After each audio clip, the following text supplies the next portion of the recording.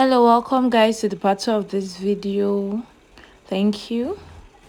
So I took it over to my machine to do all the joining, all the necessary joining before I go and iron it. So join the front, I joined the back, I joined the pockets. I basically did all the joining apart from the two sides and the at the band. So please watch how I'm doing the joining, especially the joining for the pocket. Right now I just joined one pocket, then I notched it and I top stitched. Then I went to the bottom and joined it from the right side so that it will not show. This joining will be invincible. I'll do the same for the other side of the pocket. Please try and follow up. So when I was done, I went to the table to give it a very neat pressing, neat ironing. So make sure you iron your work. Ironing makes your work neat, makes it more professional. Very, very neat steam ironing so that your work will be so neat.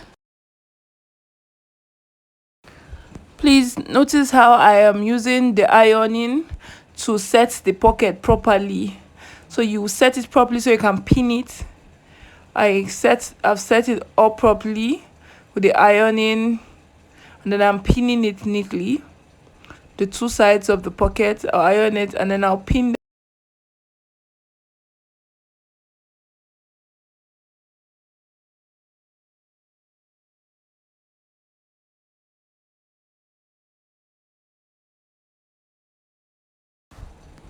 So after ironing it, I'm coming to join the bottom part of the trouser. I'm joining it first for the side, then I'm taking it back to iron.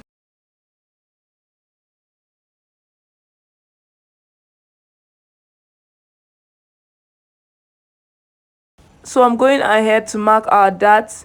I'm using 4x5. The length is 5 inch, and then I went out by 4.5 because she's at the large size.